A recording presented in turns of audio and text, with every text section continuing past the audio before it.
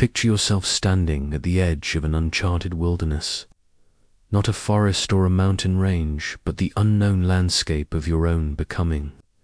Every instinct, every dream pulses with the potential to transform you. And yet, you hesitate.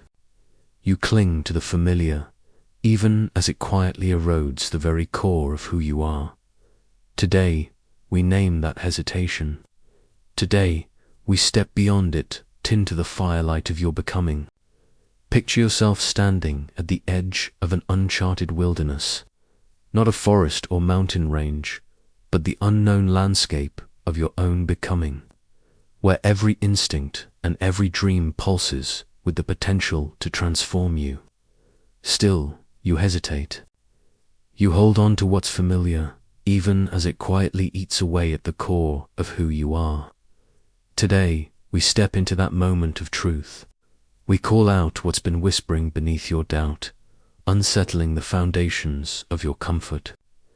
We face the silent saboteur inside the one who says, "Not yet," even as the path calls you forward. Listen, fellow traveler of the unseen frontier.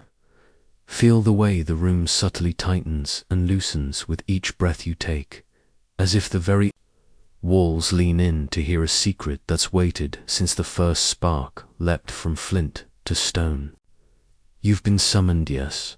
You're called by the low drumbeat of destiny that thunders quietly beneath your everyday life. But something in you resists, clings to the old heartbeat.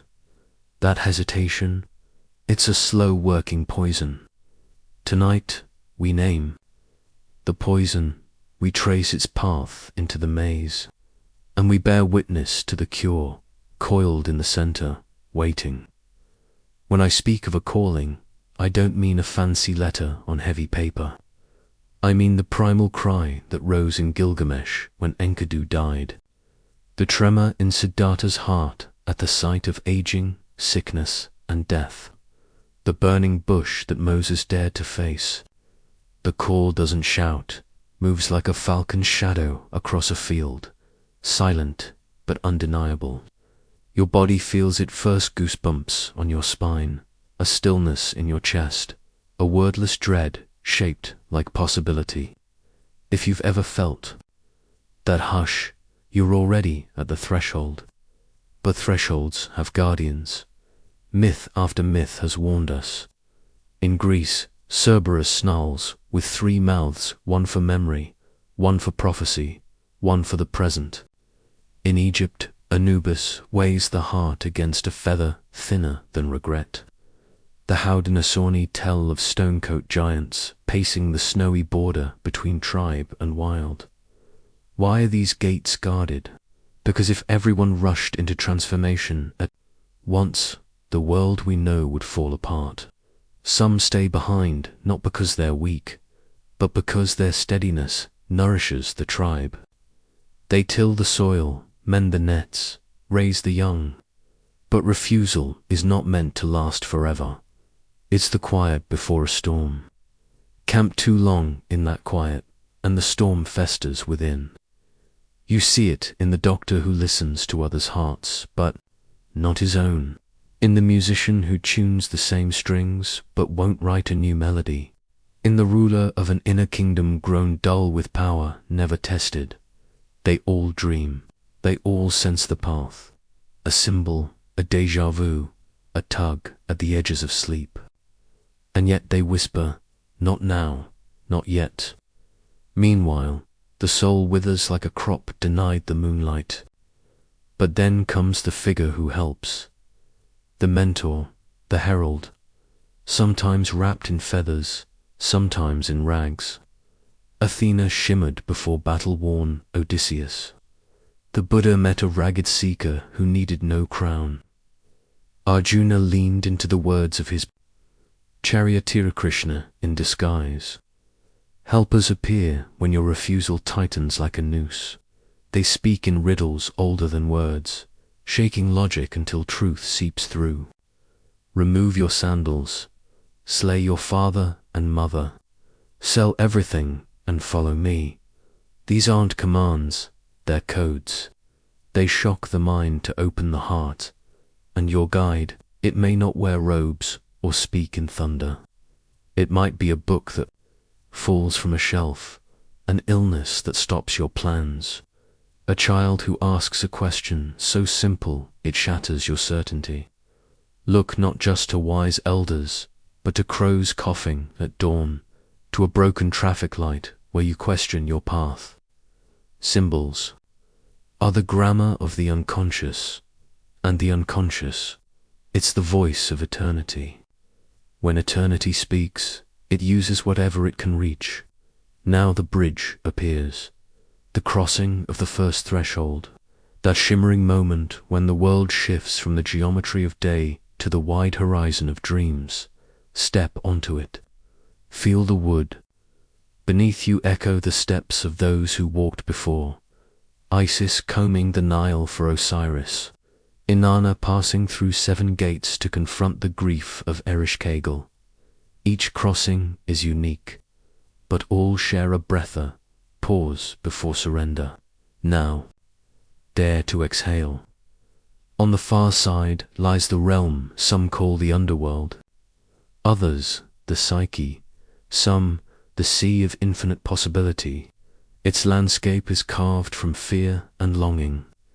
The moment you step in, your outer identity peels away like bark. You stand exposed, trembling, radiant, real. Here, and shadows wait. The shapeshifter is uncertainty given form. Ally one moment, enemy the next. Think of Loki laughing by Asgard's fires, the kitsune whose beauty hides a fox's grin, the trickster coyote urging youth onto thin ice. They reflect your own shifting self, your refusal to commit to who you are. Then come the shadows. Medusa turns doubt to stone. Ravina's 10 heads scream with unmet desires. Or maybe it's just that voice behind your eyes, whispering, too late. But these aren't villains. They're lessons dressed in darkness, here to show you the light. And you, brave wanderer, must face them not with weapons, but with awareness, with compassion. In every myth, defeating the enemy is reclaiming a lost part of yourself. When Horus battled Set, he wasn't just fighting his brother, he was confronting his rage. When Luke faced Vader, behind the mask was his own potential for darkness. The dragon's cave reeks of sulfur because the parts of us we suppress still burn. Yet deeper still lies the whale's belly, Jonah's prison, Pinocchio's reckoning, the silent room of every monastery where purpose dissolves. Psychologists call this the night sea journey, the death of ego, the spinning void before rebirth. Many resist the call because of this very moment. The mind wants a map, but the abyss tears up maps. If you wait, if you hear beneath the roar a heartbeat, lube-dub, the pulse of the universe, follow it, and you begin to transform. Alchemists called this stage the Negredo, the blackening before gold. In legend, Maui entered the goddess's womb to steal immortality. He failed, yet even the attempt stretched the veil between life and death.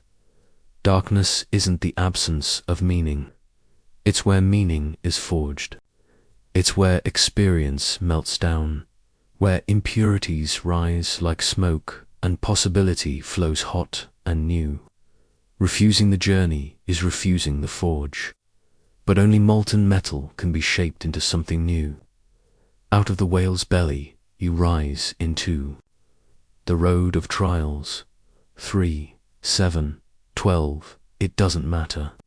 What matters is the rhythm, challenge, rest, revelation, another challenge.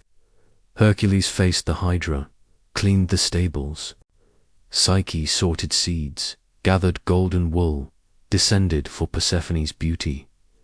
Your trials might be leaving a stale job, opening a letter you've avoided, admitting love where you've built walls of cynicism.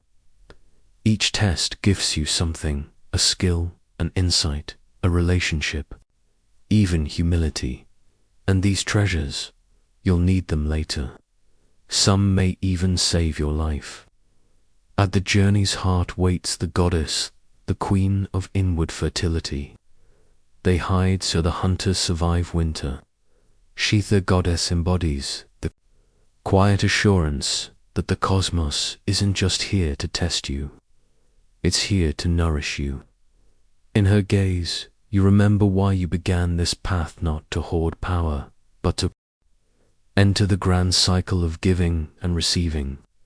Without her blessing, the hero risks becoming a tyrant. With it, he becomes a servant king whose scepter is compassion. But the pendulum always swings. After union often comes a kind of dismemberment, with the father or the crone or the warrior, whichever archetype reigns over the highest levels of your awareness. We must face authority to truly absorb it. Look to the Bhagavad Gita. Arjuna, trembling, beholds Krishna's cosmic form, faces fire-forged teeth, a devourer of worlds. Utter beauty unfolds alongside raw terror. But terror is the midwife of wisdom. Our culture avoids terror. It dresses it up in entertainment, masks it in sarcasm.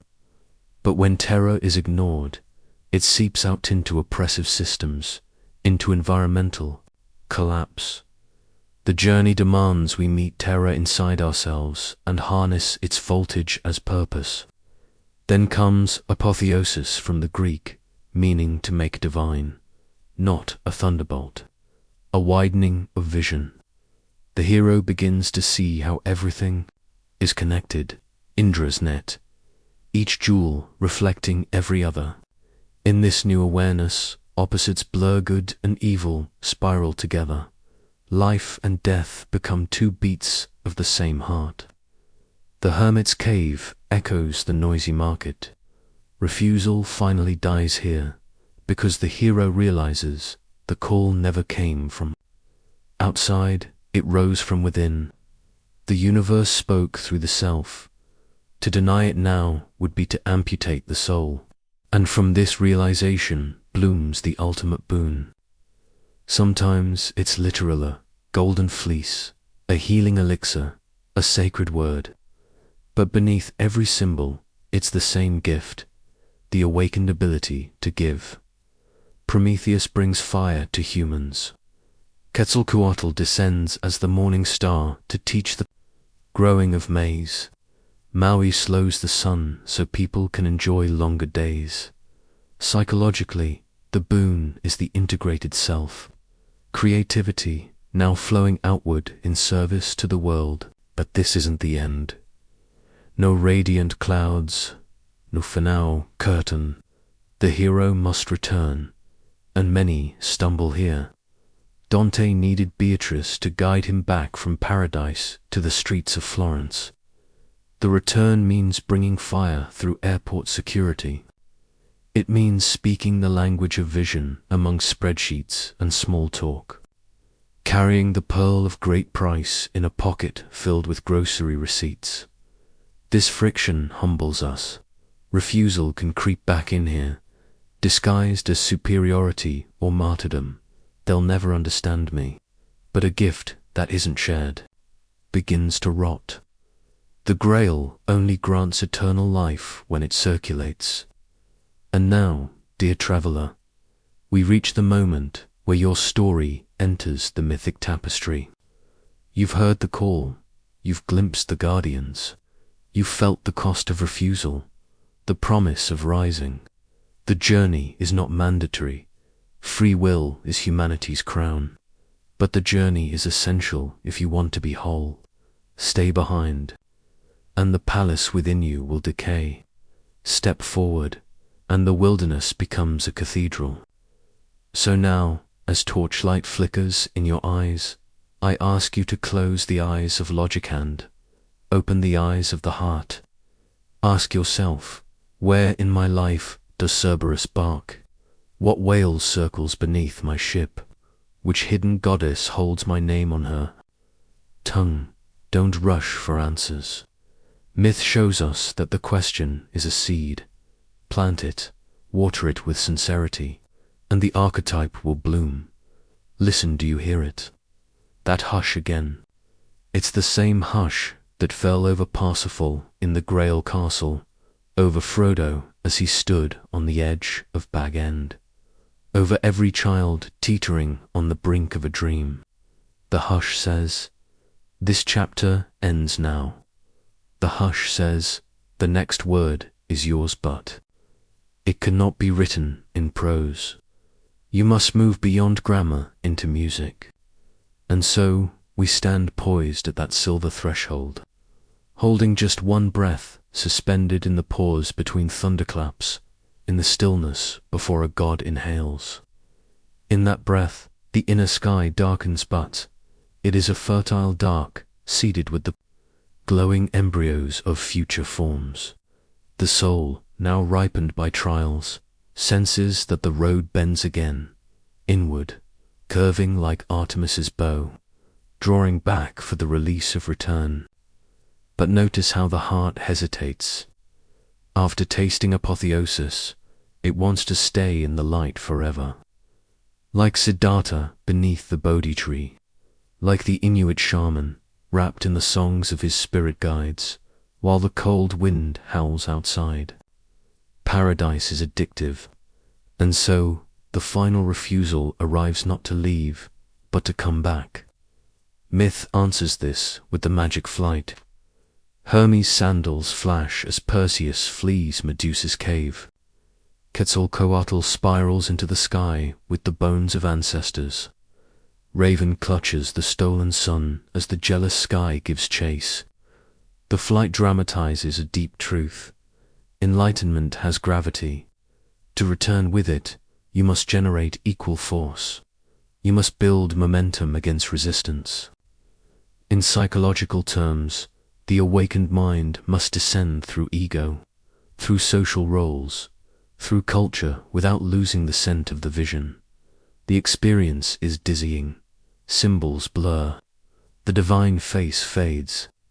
And ahead lie ordinary streets that now look strangely foreign. Don't resist the dizziness. It's the spiral staircase that lets heaven and earth converse. See how the Navajo hero monster slayer, his hands full of gifts, returns through 12 worlds, each step dimming the light slightly so it can be seen by human eyes. The Kabbalist descends the tree of life, dressing the soul again in garments fit for the marketplace. We do the same when we turn dreams into journal entries, intuition into strategy, love into acts of care. Yes, some beauty is lost in translation, but without that loss, the gift cannot circulate. Even then, the return is rarely smooth, which is why myth offers one final motif: rescue from without, the hand reaching out when your wings falter. Angels whisper through desert wind. Eagles carry the wounded Prometheus from his rock. A donkey bears Christ into Jerusalem, palms waving. These stories remind us, interdependence isn't weakness. It's a law of the cosmos. Everything is braided into everything else.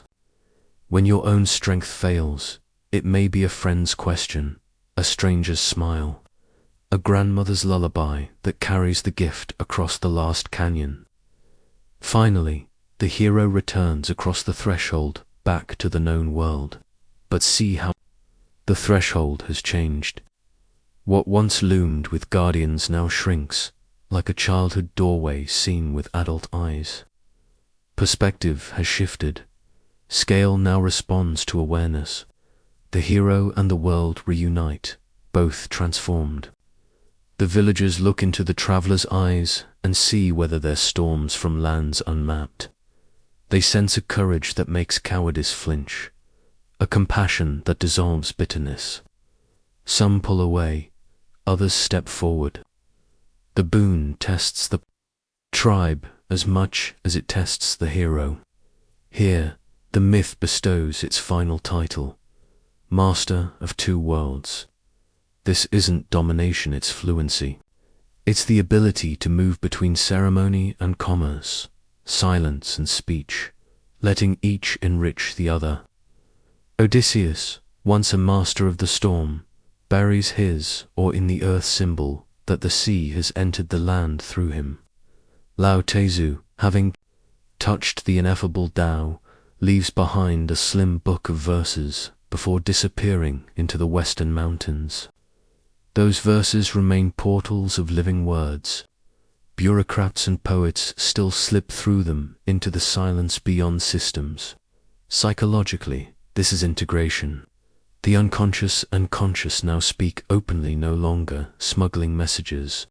Through dreams or symptoms, the shadow once feared now serves as ally, alerting the hero to falsehood with a sting. The anima or animus, once projected onto lovers or idols, now fuels creativity from within. The self, once fragmented, now sits in council with all parts of the psyche, not as dictator, but as listener, as guide. The counsel of reason, the prophecy of imagination.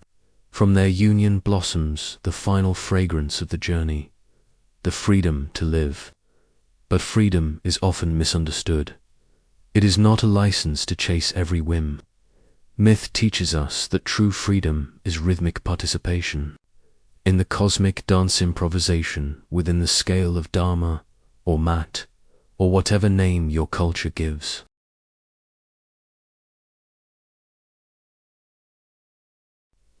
To right resonance, the one who has mastered both worlds walks through the city as if each brick was stardust hardened into form. Time slows, every gesture becomes sacred, every breath a vow with the invisible. Yet freedom bears responsibility. Prometheus still feels the eagle's talons. Christ returns with scars. The Bodhisattva vows to wait at the gates of nirvana until even the last blade of grass awakens. The boon must be shared through mentorship, art, activism, or quiet presence. One may carve cathedrals, another may restore dignity to a forgotten elder. Both are tributaries of the same luminous river. And what of the society that receives? Myth warns, reception is dangerous. Cassandra's truth was ignored. Quetzalcoatl's wisdom crushed under conquest. Indigenous knowledge ridiculed until science rebranded it pharmacology. The world often crucifies its saviors, yet the boon survives ducked into lullabies, encoded in fairy tales, buried in the soil of folk, memory waiting for another seeker to find it. And so the cycle continues.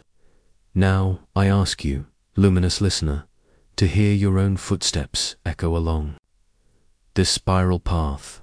Perhaps you've already returned, the boon flickering in your hands like a shy firefly. Will you dare show it to a weary friend? Perhaps you stand at the brink of apotheosis, afraid the light will shatter. But glass only becomes stained glass when pierced by dawn. Perhaps you still linger by the original hearth, the call barely a whisper.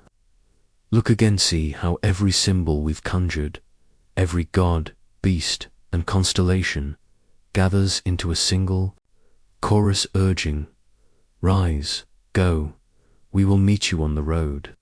One last symbol, then, the phoenix. The West loves its blaze but forgets the ashes. In Eastern stories, the ashes are collected in jars, stirred into ink, marked on the brows of initiates. A reminder, radiance is born from surrender. Carry some ashes with you. They'll seed the next forest after this fire has burned out. And now the hush returns, no longer foreboding, fragrant like rain-kissed earth. In that silence, you may hear your own pulse echoing the ancient drumbeat that opened this rite. Do not rush to analyze, just listen. The call now speaks in the language of blood and tides. It says, The journey is a circle. Every ending writes the prologue of another tale. It says, refusal is a gate, acceptance an open sky. It says, courage is simply the choice to lift your eyes. You are the voyager and the vessel, the mapmaker and the mist, the wound and the salve, the question and the hymn. When you step out from this hall, may the thresholds shimmer. May shadows speak more clearly. May every familiar face carry the glint of secret purpose. May you greet your guardians with a bow, your shapeshifters with humor, your dragons with compassion.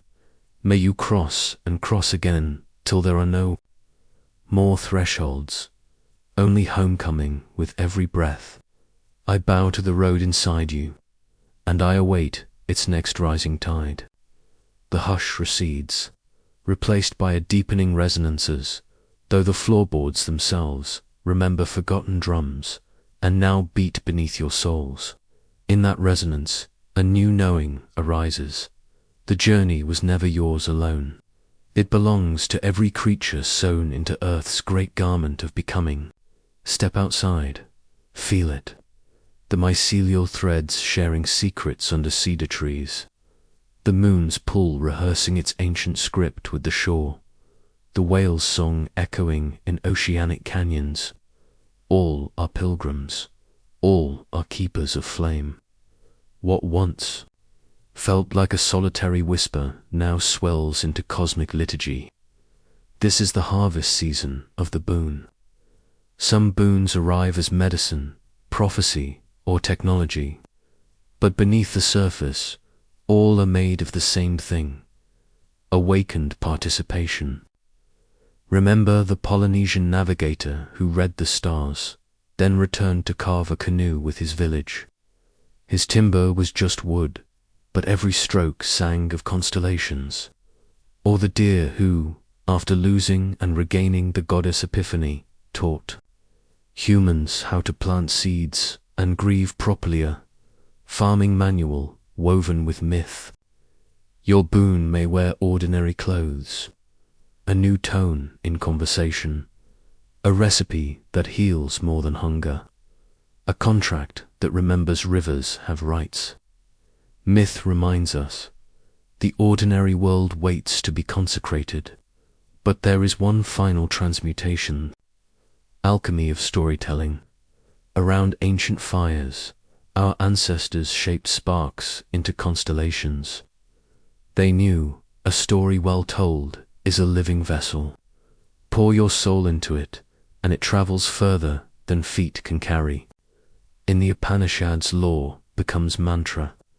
In Aboriginal dreamtime, songlines map the land into being. Even now, in a hall of steel and code, the same truth applies. Speak your boon, and it leaps across minds. It may land in the hands of a stranger. During an hour of need you will never witness. Yes, silence preserves, but speech multiplies. Still, even stories can fall. A tale can become dogma. A symbol can turn to stone. Medusa's stare petrifies, but so too does a rigid myth. So the returned hero bears one final paradox. Guard the flame of story, but let it move like wildfires, so the forest stays alive. Christ wrote nothing. Buddha left only words of breath. Socrates gave riddles no scroll could capture. They trusted that ideas, when alive, would breed, that followers would one day become seekers. So too must you. Offer what you've found, then invite questions, edits, disagreement. For when your truth meets someone else's friction, new myth ignites. Now descend with me, symbolically, into the place where personal gifts become public architecture. Picture the labyrinth of Nasus, each turn echoing the psyche's inward path. At the center waits the Minotaur terror embodied. But after Theseus slays the beast, Ariadne's thread leads him not just out but up. The city adopts the spiral.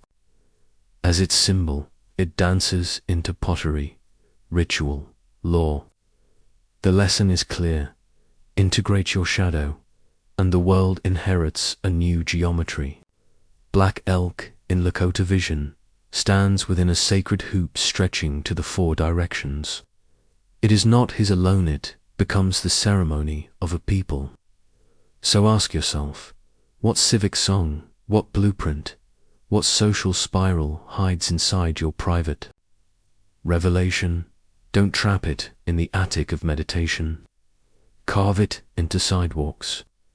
Still, a warning hums beneath all sacred design. Every structure casts a new shadow.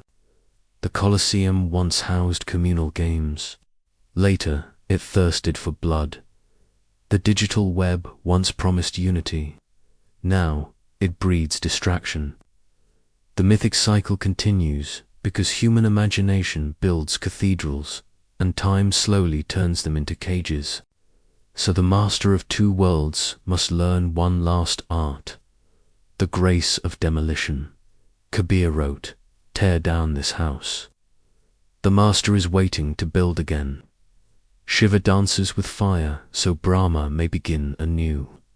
Integration, expression, then release this, is the breath of the cosmos. So cultivate inner nomadism. Refuse to pitch a permanent tent, even on the most glittering insight. Carry mental flint and tinder. Be ready to build new campfires of meaning wherever the landscape shifts. History's wisest tricksters, the Nasreddins, the Zen fools, the Tarot's sacred fool knew this well. They slipped through certainty like water through stone, dissolving dogma with laughter. Add a dash of that trickster salt to every recipe of revelation-less sweetness, rot into suffering. And what of suffering? The boon does not erase pain. It changes its resonance. Like sunlight transforms the meaning of a tear. Where once every ache shouted alienation, now each wound pulses like a drumbeat of belonging. In Tibetan mandalas, wrathful deities snarl not from hate, but to shock ignorance into awakening. Their fangs drip compassion in disguise. Likewise, your own betrayals, illnesses, unmet longings, these become the masks through which wisdom growls. When empathy replaces self-pity, wounds become windholes. Through them, the collective hears the spirit's song. Think of Rumi's reed flute, cut from its bed. It mourns separation, but the lament becomes melody, guiding a caravan toward reunion. Hold your brokenness like that flute, and your song may carry others across. Deserts of despair. Now the resonance shifts from the introspective minor to a jubilant major. We approach the moment of shared invocation, where isolated insight becomes communal rite. Picture a city square at dusk. Commuters arrive from subways, farmers from fields, refugees from roads of dust. One candle stands in the center. One by one, each person lights their torch from that single flame. The square blooms gold. That candle is the hero's boon. The torches are the lives it touches. Your task is not to guard the candle from the wind it will melt. Its wick will blacken, but to make sure enough torches catch light before the night deepens. And now, the practical questions. How to enact the boon in a world of traffic jams, paychecks, and bureaucracy. Here myth offers elegant pragmatism. In Taoist law, the sage guides by carving channels, not issuing commands. Water flows where it must. In Andean tradition, reciprocity moves resources without balance sheets. In Ubuntu philosophy, a child's laughter is currency that resets a village's economy. The boon teaches design, not dominance. Seed vision into systems. Let beauty be the gravity that pulls change forward. But no, this new patterns awaken old antibodies. Resistance will arrive disguised as common sense, nostalgia, or even satire. This resistance is not the enemy. It is the crucible. If criticism shatters your insight, it wasn't ready. Return to the inner fire. Reforge it. Return again. Courage, here, is not a single act, but a cycle refinement through pressure, until the principle shines unbreakable. We near the epilogue that is always a prologue. Even gods grow weary. Heroes age. Civilizations rise and fall. But in their crumble, they leave fertile soil for those yet to come. Don't chase the immortality of form. Seek continuity of spirit. If your boon must one day rest beneath the ashes, trust that its seed will root in dreaming earth. Another voyager will find it, polish it with fresh questions, and the cycle will begin again. Refusal never vanishes. It is simply the pause of souls not yet ready to ignite. Love them where they stand. Your journey is the compost that will feed their bloom. And you, yes, you seated here with a heart pounding like a temple bell, carry within your chest a compass older than Polaris. Its needle does not point north, it points toward next. Whatever next is classroom, protest line, birthing, ward, lab, bench trust, the compass. If the fog thickens, recall the Polynesian wayfinders. When stars vanish, they sail by the taste of salt on hulls, by the rhythm of swells birthed by far-off storms. Inner senses grow sharp when outer maps fade. Let me leave you with one final image. The broken sword in Nordic saga. The fragments of Gram cold in the forge until Sigurd's need calls them forth. Then the hammer rings. The runes awaken. The metal remembers.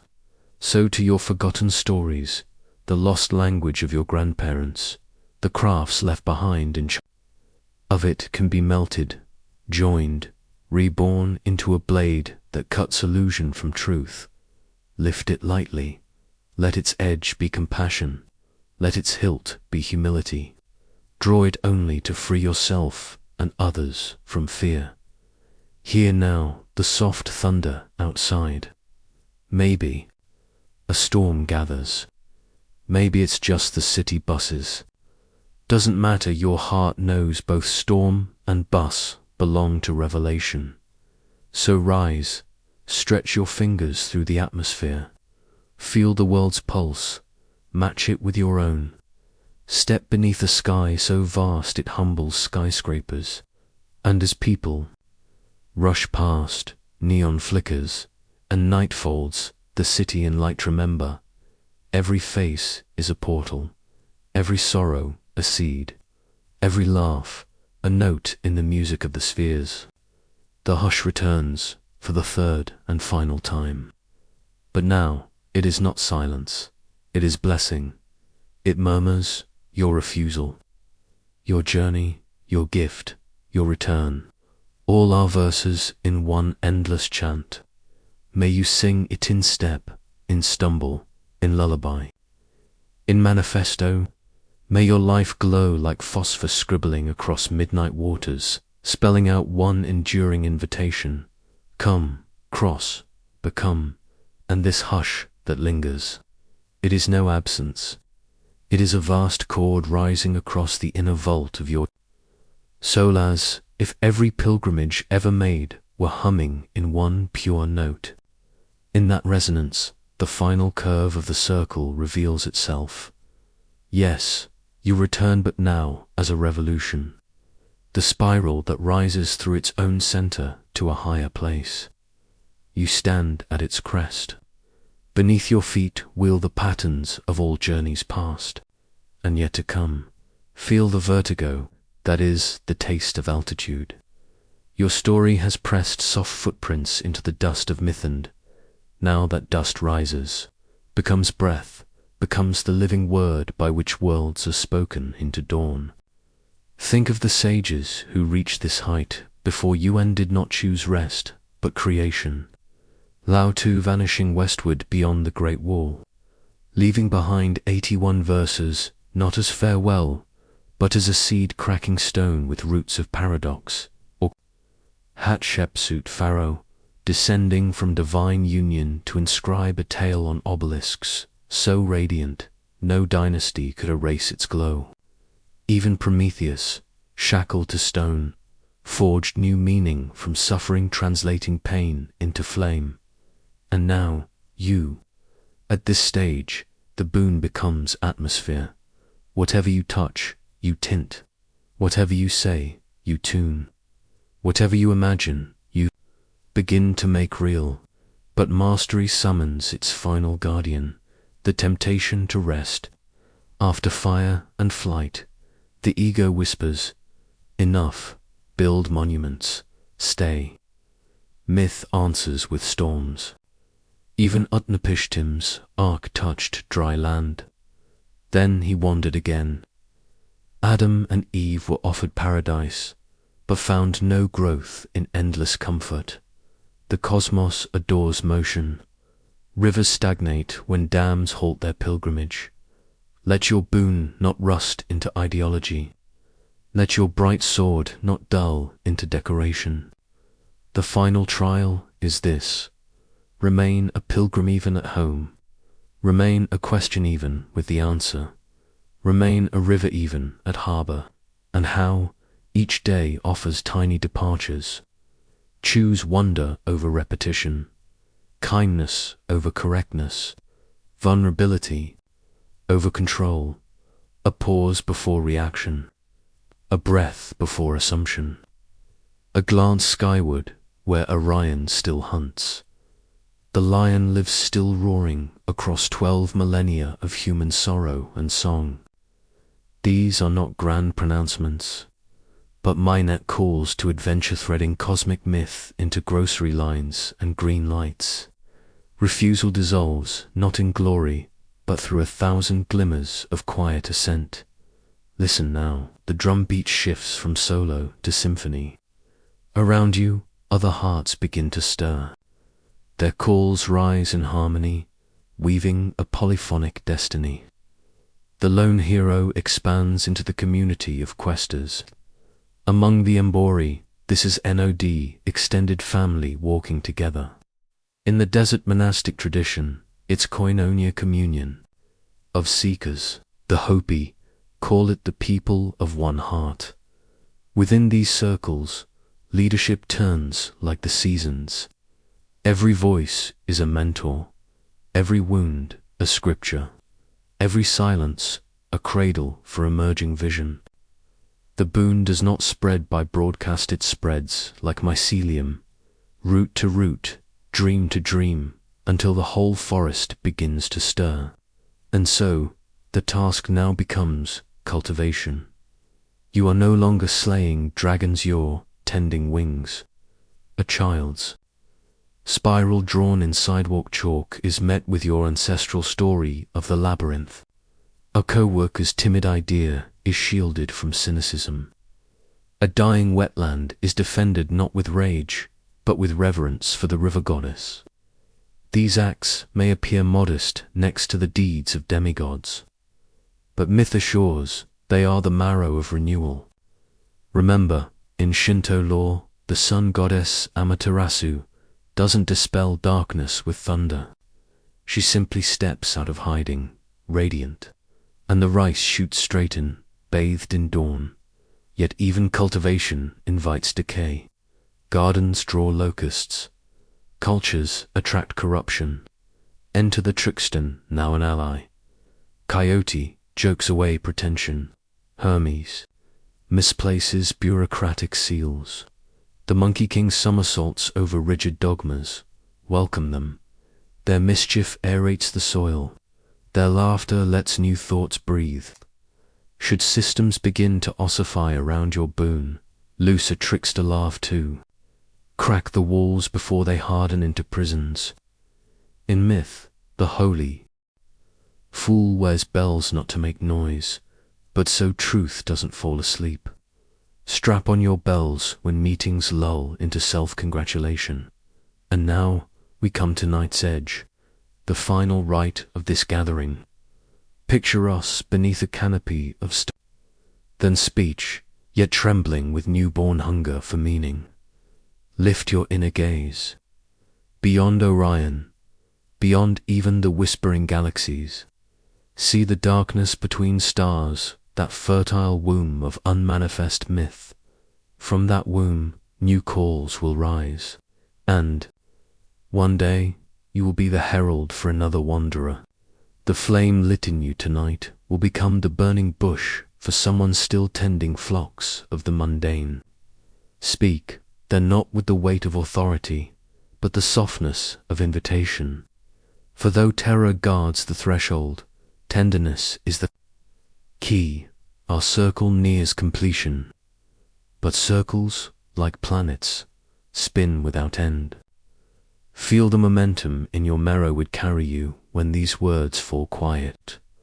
When emails pile up and engines grumble, remember this pulse.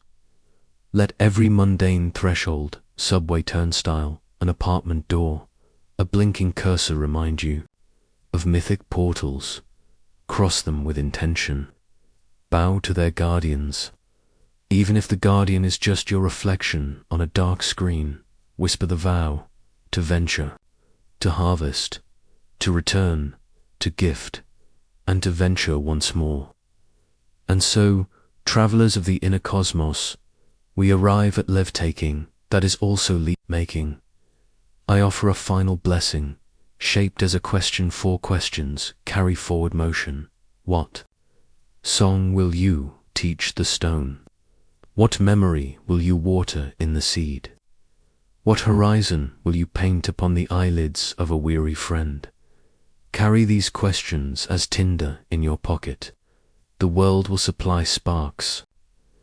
Let them guide you past every new refusal into the ceaseless journey, whose map is drawn in the steady beat of your own heart.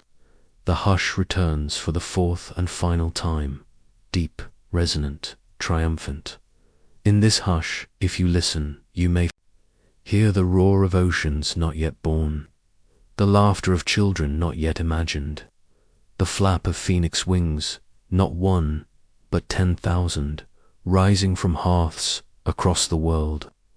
May that roar be your anthem, that laughter your compass, those wings your wind.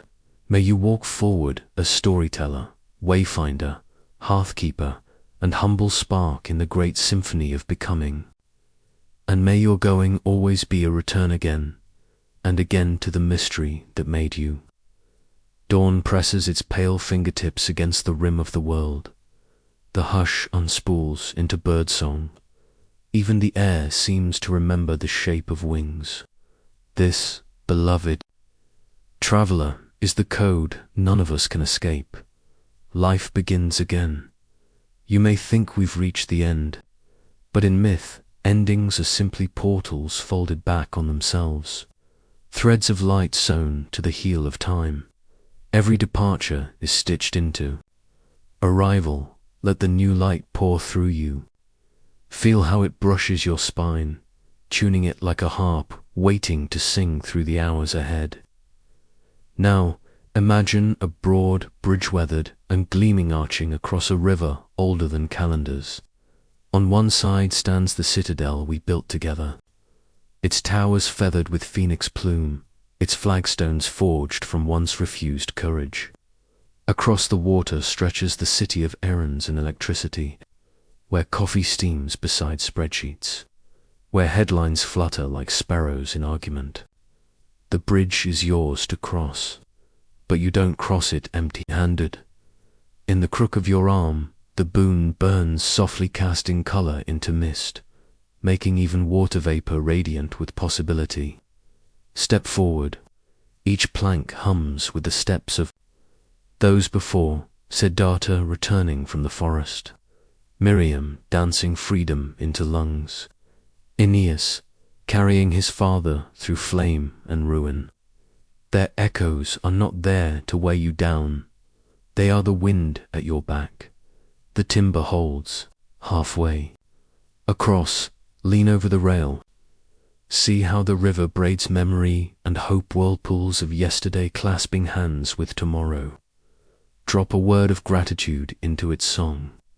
Watch it tumble downstream, syllables polished into pebbles children will one day pocket, wide-eyed with wonder. When you reach the far shore, expect no trumpets. Hear, instead, the clink of dishes in a diner, the sputter of a stubborn engine. The offbeat pulse of a city that has forgotten it too is on a quest. These are not signs of failure. They are sacred invitations to sow radiance into the ragged fabric of now. Kneel beside the stalled car. Offer the breath you learned inside the whale. Slip a myth into a joke, so a waiter refills a stranger's cup with wonder. Touch a shoulder. Let your pulse remind them every artery is a red river returning home. Soon, companions will ask, how did you learn to listen to the wind? You need not recount the entire journey. A single image will do. A doorway flanked by shadows who bowed instead of biting. A flame ferried across sleepless seas. A dragon's scales reflecting your own face. Let them taste symbol, not sermon. The soul digests metaphor like the earth swallows seed breaking. Husk, birthing green. If they ask more, walk with them one block beneath the streetlights. Footsteps speak an ancient language. The silence between them is a classroom without walls. There will be days when the boon dims, when red tape snarls across the heart's meadow. On those days, remember the trickster's grin. Hide a feather in your briefcase, a pebble shaped like an egg in your pocket, a roomy quote folded into your spreadsheet. These small relics are spores, waiting for pressure, for darkness, for the moment when even the bureaucracy becomes a birth canal. Luminous fungi grow in the dark, capable of digesting cynicism into fertile loam. Laugh gently when they bloom. Laughter is the key, slipping under the door of despair, unlocking rooms no architect could ever design. As a matter of human nature, you may one day forget the taste of the star water we drank together in the high chamber of apotheosis. But forgetting is part of the spiral. Memory must fade so that wonder can reappear unexpected, like a child discovering fireflies she believed were only bedtime stories. Do not scold yourself for these lapses.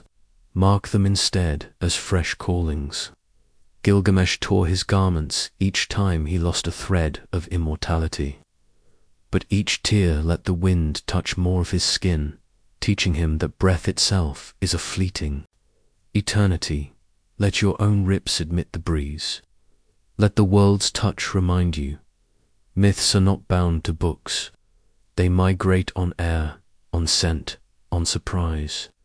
And if grief visits us, it will for every boon casts a shadow. Meet it like a bodhisattva. Turn the wound outward. Let the collective tend to it with shared compassion. Keep vigil beside the dying. Sing lullabies to buildings marked for demolition. Plant saplings where floods have retreated. Their roots are prayers, inscribed in a language worms can read. Though know I can. Grief is gravity's twin, it keeps us from floating into abstraction. It presses seed to soil, soul to skin, vow to verb. One night, perhaps many seasons from now, you may wake before dawn to find moonlight scattered across your floor like shattered glass. Kneel in it, gather the silver shards. Notice how even fracture reflects the sky. Arrange the pieces into a circle. There again a threshold. When your foot touches that cold glow, the ancient hush will rush back, vast as the first breath after birth, familiar as the heartbeat that warmed you in your mother's oceanic dark. You'll recognize the circle below as echo of the one above, both swirling within the still larger circle of your becoming. Smile. Begin. Begin what? Anything. Boil tea. Write a letter to an ancestor you've never met. Wake a child to watch meteor showers. Sketch your city skyline and give wings to every tower. These gestures, as small as a dreamer's eyelid flicker, are tectonic in mythic time. They tilt the axis of the collective story by fractions that compound across generations, till one distant dawn reveals a horizon none of us could predict, but every one of us helped birth. When my voice fades, yours continues. Let it carry the cadence of rivers, the patience of mountains, the playful leap of wildfire sparking across prairie grass that thought itself only dry. Let it stumble, crack, mend, rise. Let it echo thunder, whisper birdsong, breathe silence. Remember the three measures of speech that sustain worlds: truth that prunes illusion, beauty that bends pain into pattern, love that outlives despair. Weave them into every utterance, whether ordering bread or pronouncing benediction. I bow to you, now not as sage to disciples, but as fellow pilgrim, touching forehead to dust glittering with your footprints. May that dust rise behind you, like incense, perfuming every corridor you enter so that even those who cannot name their longing pause, inhale and feel something stir within, reaching toward the widening road. Farewell, fare forward, fare inward. The spiral sings your name. Answer it in your voice alone, and the universe will lean closer eager for the next verse of its never-ending, ever-new song. Night makes its subtle turn into dawn. Somewhere a rooster lifts its crimson banner of sound, proclaiming the oldest truth. Cycles sustain us, not circles that close, but spirals that rise. So here, on the threshold of light, breathe again into the center of everything we've wandered together. Feel that breath, how it moves through your ribs like wind through harp strings, how it carries the pollen of every metaphor we gathered, the whale's heartbeat, the goddess's gaze, the trickster's grin, the bridge of ordinary wonder. Now, let that pollen drift, let it settle, let it root in office corridors, attic studios, cracked sidewalks, digital deserts. You may not see the blooms, but they will unfold petals shaped like humble gestures, policies grown from compassion, lullabies hummed to anxious children, algorithms rewritten to honor rivers. The purpose of myth was never escape. It is unreached, return contagious, with possibility. When the first true sunlight strikes rooftops gold, step forward lightly. Let your shadow stretch behind you like a soft benediction. If traffic roars, hear chariots of fire. If a passerby mutters, listen, there may be an oracle in that careless phrase. And if crisis flashes siren, headline, fear, remember the sword we reforged, its edge carved from empathy, its hilt wrapped in humor, its sheath stitched from silence. Draw it only to sever fear, then slide it quietly back. One day, years from now, you'll tell this dawn to someone whose eyes mirror your own first ache of refusal. You won't recite, you'll simply speak with the tremor in your pulse, with the tilt of your smile. Maybe you'll offer just 4 words: come, cross, become, return. And in that breath, the geography of the entire hero's journey will unfold like a map made of song. If another dusk finds you lost, unsure, adrift between stars, hold your palm to the sky. Feel the warmth still stored from this morning sun. That warmth is proof. Stories travel at the speed of trust. It will guide you home through forests of data, storms of doubt, valleys of forgetting, back to the innermost hearth, where the hush forever begins. And so, I leave you now with that hush, spacious as galaxies, intimate as a heartbeat, awaiting your next ascent. May every breath you take be a threshold, every word a torch, every silence a seed. Walk on, luminous bearer of the boon. The spiral awaits your footprints, and the universe forever listening leans closer for the next verse. You alone can sing it,